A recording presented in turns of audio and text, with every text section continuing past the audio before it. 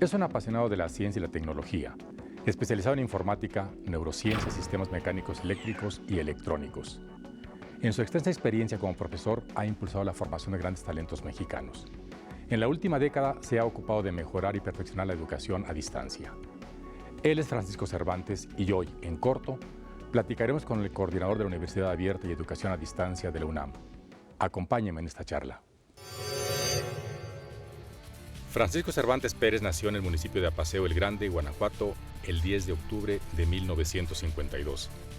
Su familia se mudó a la Ciudad de México cuando Francisco apenas tenía 2 meses de edad. Es ingeniero mecánico electricista y maestro en electrónica digital y microprocesadores por la Facultad de Ingeniería de la UNAM. La Universidad de Massachusetts le otorgó el título de doctor en Ciencias de la Computación y la Información.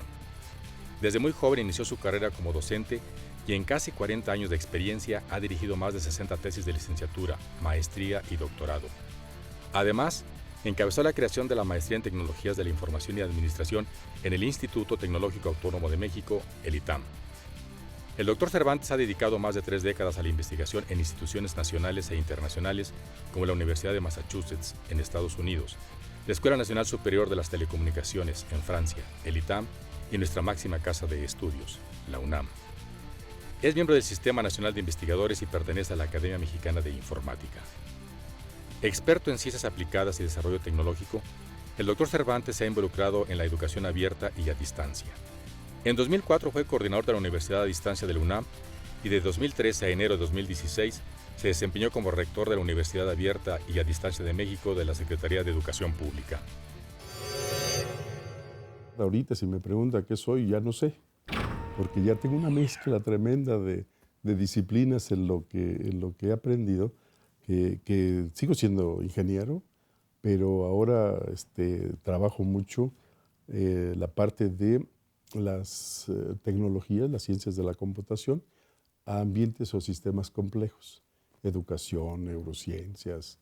Y entonces uno tiene que aprender mucho de todas las otras áreas para poder hacer un buen trabajo. Creció en la Ciudad de México gracias a la perseverancia de su madre por un mejor futuro para él y sus hermanos. Francisco Cervantes descubrió el significado de la vida universitaria mientras estudiaba en la preparatoria número 5 de la Universidad Nacional Autónoma de México. A los 2 meses, sobre todo mi madre, que era muy visionaria, decía que el futuro que tenían mis hermanas era casarse a los 15 años y tener un montón de hijos. Y el futuro que teníamos nosotros era trabajar en el campo de las 4 de la mañana a las 12 del día y el resto del día en el billar o en la cantina. Entonces como que veía un futuro pues no muy agradable para ella. Entonces decide seguir a su mamá, que ya vivía en la Ciudad de México. Entonces llegamos en diciembre, yo con 2 meses, mi hermana la mayor con 14 años, a la Ciudad de México. Y la verdad que empezamos a tener un desarrollo de altas y bajas, de los migrantes de la provincia hacia la gran ciudad. Y vivimos en una colonia que es la Romero Rubio, cerca del aeropuerto de la Ciudad de México. Allí estudié la primaria en la escuela Club de Leones número 2 y la secundaria en la secundaria 70, que estaba en la misma colonia. Posteriormente, una de mis hermanas le va muy bien, se casa con una persona que fue como mi papá, el esposo de mi hermana, Pedro Enrique Galván.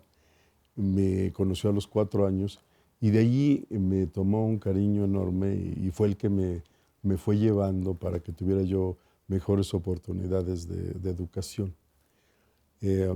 Entre las cosas que recuerdo que él hizo fue comprarme mi primer coche para ir a la universidad cuando entré a la UNAM.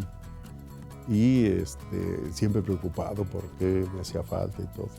Y mis hermanos mayores se preocuparon porque tuviera los libros y las herramientas que hacían falta, que además la educación pública era de muy alta calidad. Yo llego a la UNAM a los 15 años, entro a la Escuela Nacional Preparatoria en 1968. Desde la prepa, la UNAM ofrece un ambiente de una formación integral increíble. Yo llegaba a las 7 de la mañana y salía a las 5:30 de la tarde de la prepa. Estaba en las selecciones de voleibol, en la de fútbol, en la de básquetbol, donde hubiera algo de deporte, ahí estaba yo. Yo recuerdo haber tenido profesores en la preparatoria que ahora son eméritos en la universidad. Elena Beristain me dio literatura y era una clase maravillosa. Marta Mejía creó en mí la costumbre o el gusto por el trabajo científico. Era mi maestra de matemáticas. Su clase era tan inspiradora que de ahí como que tuve el deseo de ser científico, pero lo que más quería hacer era astronauta. Busqué una carrera que se vinculara con los astronautas y escogí ingeniería mecánica eléctrica en control, comunicaciones y electrónica. Por su valioso aporte a la actividad académica universitaria inclusiva en Latinoamérica, Francisco Cervantes fue distinguido en 2013 con el título de doctor honoris causa por la Universidad Católica de Los Ángeles de Chimbote, institución educativa de Perú.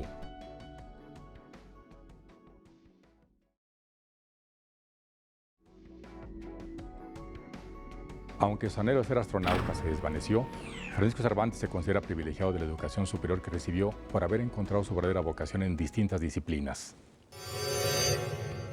Cuando llego a la UNAM, en la Facultad de Ingeniería, éramos 12,000 estudiantes, pero solo había 30 mujeres. Entonces era como la isla de los hombres solos. Los maestros eran excelentes. Yo recuerdo por nombre a muchos de ellos. Amado Chiñas de la Torre de Mecánica 1 era genial. Su grupo era de 60 alumnos, pero había oyentes en todos los escalones de los pasillos intermedios y de los laterales, porque su clase era extraordinaria. Dagoberto de la Serna era un ingeniero que calculó los cimientos del Hotel México, del World Trade Center actual, y nos platicaba que para hacerlo había tenido que resolver series de 6 millones de números, cuando no había computadoras. O sea, todos nuestros cálculos los hacíamos con regla de cálculo. Yo mi servicio social lo hice en el Instituto de Biología. Me tocó la suerte de llegar con el maestro Rolando Lara y Zavala, y cuando platicamos me dijo: mira, Francisco, aquí todo el que quiera trabajar gratis es bienvenido. O sea, no te vamos a pagar nada, pero sí vas a poder hacer tu servicio social y vas a aprender cosas que no te imagines. Y la verdad, o sea, aprendí cómo funciona el sistema nervioso central de los seres vivos. Y además cómo con las matemáticas yo puedo hacer modelado de la dinámica y de la estructura del sistema nervioso. Y eso marcó mi carrera profesional. Porque siendo ingeniero mecánico electricista con sueños de ser astronauta, de repente descubrí que podía tratar de contribuir al entendimiento de cómo funciona el cerebro de los seres vivos. La verdad que la carrera me va llevando, primero a terminar la carrera que yo quería, pero me abrió las puertas a una formación multidisciplinaria. Y la verdad, ahorita si me pregunta qué soy, ya no sé, porque ya tengo una mezcla tremenda de disciplinas en lo que he aprendido, que sigo siendo ingeniero, pero ahora trabajo mucho la parte de las tecnologías, las ciencias de la computación, a ambientes o sistemas complejos, educación, neurociencias. Y entonces uno tiene que aprender mucho de todas las otras áreas para poder hacer un buen trabajo. Para Francisco Cervantes siempre fue prioritaria la profundización de conocimientos y bajo este razonamiento concluyó el doctorado de Ciencias de la Computación e Información, donde conoció a mentes brillantes. Al terminar su doctorado y mientras participaba en un trabajo conjunto, 2 colaboradores y amigos cercanos perdieron la vida. Esta situación le dejó grandes lecciones. En la maestría me toca la suerte de conocer a uno de los grandes de la cibernética en la época de los años 70, que es el doctor Michael Harvey, en un congreso. Y platico con él de todo lo que había hecho y me dice que aplique para el doctorado en la Universidad de Massachusetts. Entonces yo mando mi solicitud y todo, y trabajar con Michael era complicado porque era un investigador que logró el doctorado en el MIT y lo terminó a los 23 años. Que él aceptara a alguien era difícil. Yo tengo la suerte de que me acepte. Llego a la Universidad de Massachusetts y el promedio de años para terminar el doctorado eran 7. Y yo a los 3 años ya había terminado la tesis con él. Entonces, realmente tengo una formación de científico híbrido. Trabajaba con neuroanatomistas, neurofisiólogos, con ingenieros, con computólogos. Entonces, la verdad es un ambiente sensacional. Yo voy a estudiar, regreso a México, y cuando regreso a México, vengo en enero del 85, porque queríamos hacer un trabajo con un grupo alemán para poder registrar la actividad del cerebro en animales que estuvieran en libre movimiento. Entonces el doctor Willy Borches de la Universidad de Kassel de Alemania venía a México para enseñarnos toda esta metodología. Yo estaba a punto de regresar ya del doctorado y Rolando Lara tenía el laboratorio en México y yo regresaba a incorporarme a este grupo de investigación. Entonces llegamos el 14 de enero del 85, Billy de Alemania y yo de la Universidad de Massachusetts, y trabajamos del lunes 14 al viernes 18, o del lunes, sí, creo 14 al 18. Entonces el viernes Rolando nos invita a su casa, él vivía en Cuernavaca, Morelos, pero el 19, que era sábado, yo tengo una hermana que cumple años el 19, tenía muchos años de no venir, entonces no podía faltar al cumpleaños de mi hermana, entonces yo quedé que para la siguiente semana iba a la casa de Rolando con mucho gusto. Y me llama el hermano de Rolando, Fernando Lara. Yo pensé que me hablaba para invitarme a su boda, porque había sido mi alumno. Y me dice Fernando, oye, ¿tienes el teléfono del doctor Tapia, de fisiología celular? Le dije, sí, pero lo tengo en mi agenda y mi agenda está en Massachusetts. Pero háblale a tu hermano, él seguro lo tiene. Me dice Fernando, no, es que mi hermano se murió, pero también se murió el alemán y no hay quien reclame el cuerpo del alemán. Entonces, por eso necesito decirle a Ricardo para ver si la UNAM hace las gestiones. Yo dije, oye, espérate, lo acabo de ver hace 12 horas, 13 horas, ¿cómo que se murió? Dijo, sí, camino a Tepoztlán, un tráiler los arrolló y se murieron Elena, que era la esposa de Rolando y Willy Borges. Me toca hacer una tarea ingrata de ir a recoger las pertenencias de Billy al espacio donde estaba hospedado. Y además me toca después, un año después, visitar a la Universidad de Kassel. Me llega fotos de mis 3 amigos, así muy queridos, y las conservo a la fecha. Son las fotos, las últimas fotos. Antes estaban en el mercado de artesanías de ahí de Cuernavaca, o de Tepoztlán, y cuando regresan es cuando pasa el accidente. El doctor Cervantes ha participado en redes nacionales e internacionales sobre educación a distancia. Fue coordinador de proyectos como Virtual Educa, de la Cumbre Iberoamericana de Jefes de Estado, y de Espacio Común de Educación Superior en Línea de la Unión de Universidades de América Latina y el Caribe, entre otros proyectos. Más adelante nos platicará su incursión en el aprendizaje a distancia.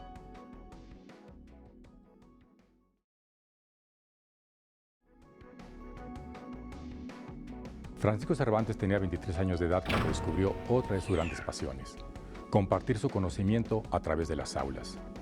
Ser profesor le ha brindado aprendizajes, pero sobre todo satisfacciones, como tener entre sus filas alumnos de excelencia y participar en la creación de un posgrado en el ITAM. Empecé a ser ayudante de profesor.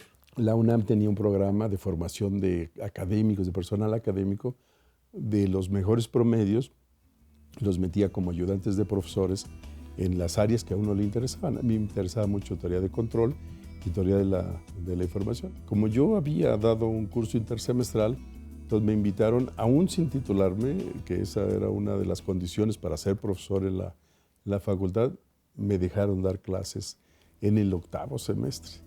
Entonces muchos de mis compañeros del CELE eran mis alumnos en la facultad. Yo debo haber tenido 23 años y muchos de mis alumnos tenían 25. Y además eran grupos de 70. Entonces yo de miedoso me tenía que poner a estudiar 4 horas y media para dar 1 hora y media de clase. Este grupito en realidad nunca me hizo sentir mal. La que me hacía sentir mal era una alumna que yo tenía, se llamaba Gisela Antonio Peña, no se me olvida el nombre, porque me hacía cada pregunta que había veces que yo decía, híjole, ¿sabes qué? Si te la contesto ahorita, no vemos lo que vamos a ver, mejor la siguiente clase al inicio te la contesto. Y era que tenía que irme a estudiar para poderle contestar. Entonces, la verdad es que yo ahí entendí que la docencia, el maestro tiene que aprender de sus estudiantes. El profesor que no aprende de sus estudiantes en una clase, mejor que se retire. O sea, porque si uno va nada más a predicar, entonces es muy aburrido dar clase.